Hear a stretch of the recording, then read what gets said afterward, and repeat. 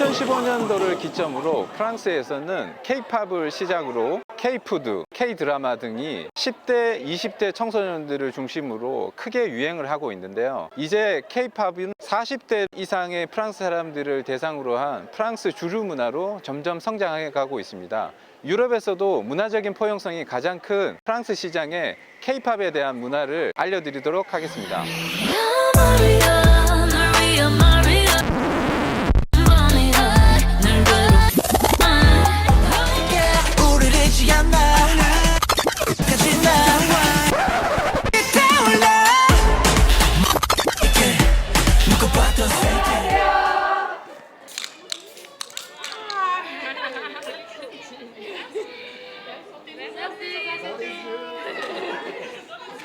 첫 번째 질문은 한국에 가고 싶은지 한번 물어보겠습니다.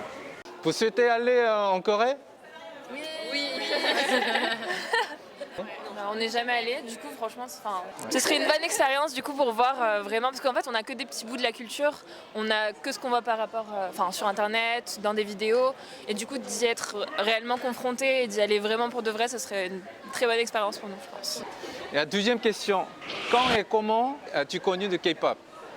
On a connu ça depuis hyper longtemps, donc peut-être depuis nos 16 ans, un truc comme ça. Nous deux c'est 2012, 13. Moi aussi à peu près vers là. Moi je crois que c'est 2011-2012, quelque chose comme ça. Comment? Tout le temps, par des amis. En général, moi c'est par des amis qui écoutaient du coup quand j'étais au collège. Elles dansaient pas, mais elles écoutaient, elles suivaient les concerts, elles achetaient des albums. Et du coup c'est comme ça que j'ai commencé à écouter quelques musiques. Et au final, on a trouvé le groupe et on s'est formé petit à petit. On s'est pas du tout formé d'un seul coup. Toutes les personnes ici, année après année, on s'est... Moi j'ai connu la K-pop sur internet, tout simplement. J'ai regardé YouTube, puis après je voyais Girls' Generation, donc Sonny Yoshide, je pense que les Coréens doivent connaître. Puis après je me suis dit oh mais c'est quoi ça? Après je me suis dit oh mais c'est trop bien, puis après finalement une vidéo, quand je clique il y en a une autre qui me conseille une autre vidéo, puis après j'ai connu la K-pop comme ça. Bah moi du coup j'ai connu ça en décembre 2019, janvier 2020, donc avant le premier confinement. Et j'ai connu grâce à un ami qui qui travaille sur une chaîne franco-coréenne KFTV, qui m'a fait découvrir, donc il a acheté beaucoup de CD, il était fan, il regarde les clips en boucle, etc. Et donc j'ai commencé à m'y intéresser et je me suis intéressée avec le groupe BTS, évidemment comme beaucoup de personnes. Et donc c'est très récent et j'ai connu BOG et comme je faisais de la danse et tout, c'était trop bien, je voulais intégrer le groupe, voilà.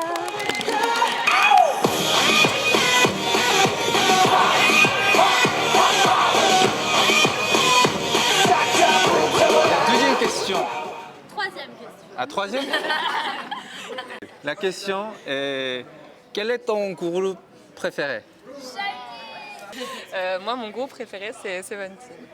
Seven. Ouais, Ok. c'est un des premiers que j'ai découvert et du coup j'ai continué de les suivre. Voilà. Moi c'est SHINee, c'est grâce à eux vraiment que je suis rentrée en fait dans la K-pop, à vraiment écouter, à vraiment m'intéresser. Et moi c'est NCT et Monsta X. C'est les... Mon préféré, Chonou. J'aime trop Chonou. Moi mon groupe préféré c'est 21. Et j'écoute beaucoup de 80s en ce moment. Moi je dirais que c'est Stray Kids parce que... mais voilà. Il y a 5 ans j'aurais dit BTS, mais maintenant je dis NCT aussi. Alors moi mes groupes préférés c'est Seventeen et NU'EST. Je suis un multi-fandom, c'est-à-dire que j'aime tout. Il n'y a aucun groupe que je n'aime pas ou que j'aime. Tout.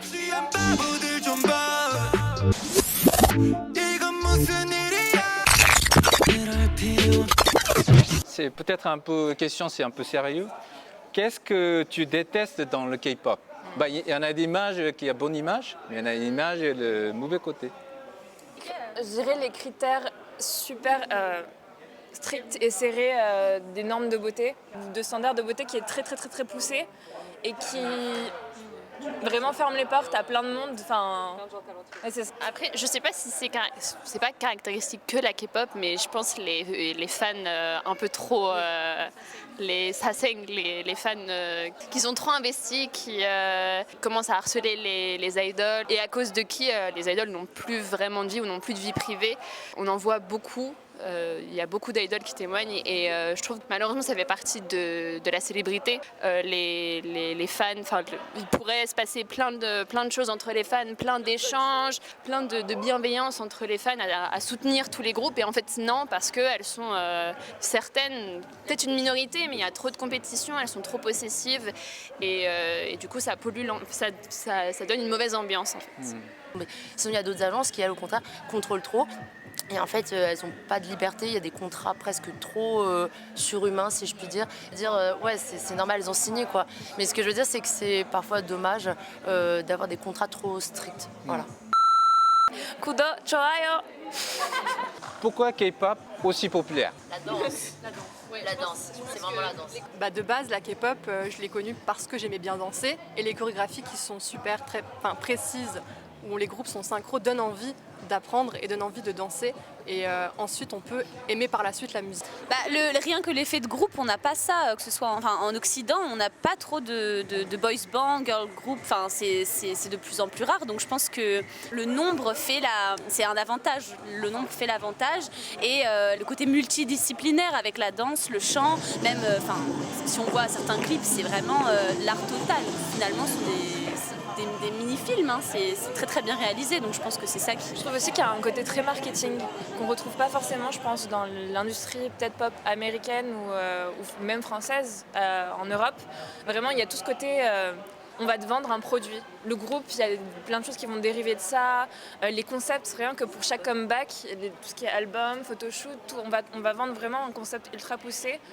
On va à la Fnac, on ouvre un album, je sais pas, je prends Angèle comme artiste, c'est un CD plastique avec le CD, le mini truc où il n'y a pas de photos, alors que c'est hyper développé et poussé en Corée. On a, voilà, je prends par exemple le premier mini album là de Hwasa, de Mamamoo, c'est un pavé et c'est génial, il y a plein de photos et au final bon c'est un peu cher, j'avoue, je mets mes économies dedans, mais ça donne envie, ils font en sorte, ils ont un pouvoir là-dessus incroyable qui nous donne envie d'acheter et c'est comme ça qu'ils gagnent aussi, je pense, Ok, merci en beaucoup. public.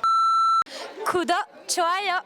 Je me rappelle, en France, il y a 6-7 ans avant, il y a de la J-pop, c'est très populaire, mais aujourd'hui, à la place J-pop, le remplacer de K-pop. On est d'accord. Quelle est la différence entre la culture japonaise et la culture coréenne? Je pense que la J-pop de base était donc forcément plus connue et plus moderne à l'époque. Et en fait, la K-pop, ils ont réussi à reprendre certains codes parce que les deux étaient joints. Sauf que la K-pop, après, a évolué beaucoup plus vite et s'est modernisée beaucoup plus vite en s'éloignant de la J-pop, mais en gardant des codes très esthétiques et en se rapprochant de la pop américaine. Du coup, ils ont fait un mélange, je pense, qui n'était pas présent dans la J-pop, beaucoup plus moderne et qui du coup attirait beaucoup plus, pouvait potentiellement plus attirer le public international. Et c'est grâce à ça que y a des groupes de la deuxième génération de K-pop, donc Big Bang, SHINee, 2NE1, Super Junior, qui eux ont commencé à attirer un public international, alors qu'avant ça restait quand même des communautés plus fermées qui aimaient la culture japonaise, parce que c'est celle qui prédominait en France. Moi, j'ai pas vraiment connu la J-pop, mais juste vite fait rapidement.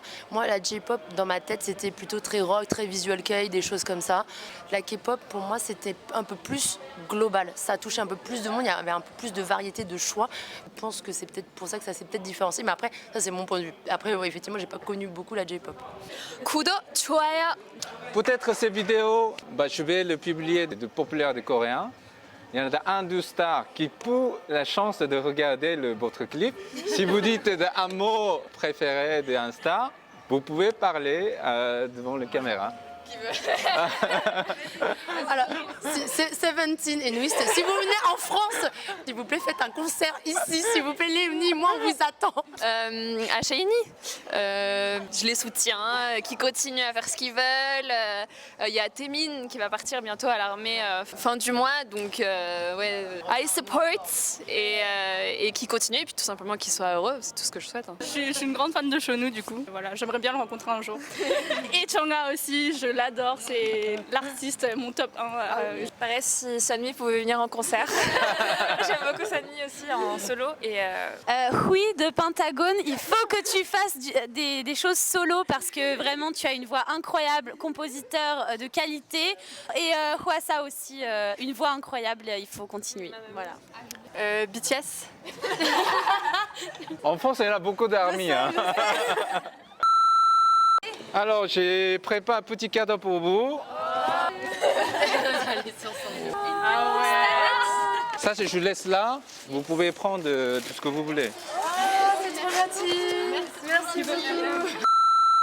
최근 프랑스에서는 이런 한류의 붐을 갖고 유럽에서 한류는 이제 시작이라는 말을 많이 하고 있습니다. K-pop, K-컬처로 대표되는 한류는 제가 생각했던 것보다 훨씬 더 프랑스 젊은이들에게 깊숙이 침투해 있고 많은 저변을 넓혀가고 있는 것 같습니다. 오늘도 시청해 주셔서 너무나 감사드리고요. 파리 삼촌은 유럽의 소식과 다양한 프랑스의 소식을 여러분에게 알려드리도록 하겠습니다. 구독, 좋아요.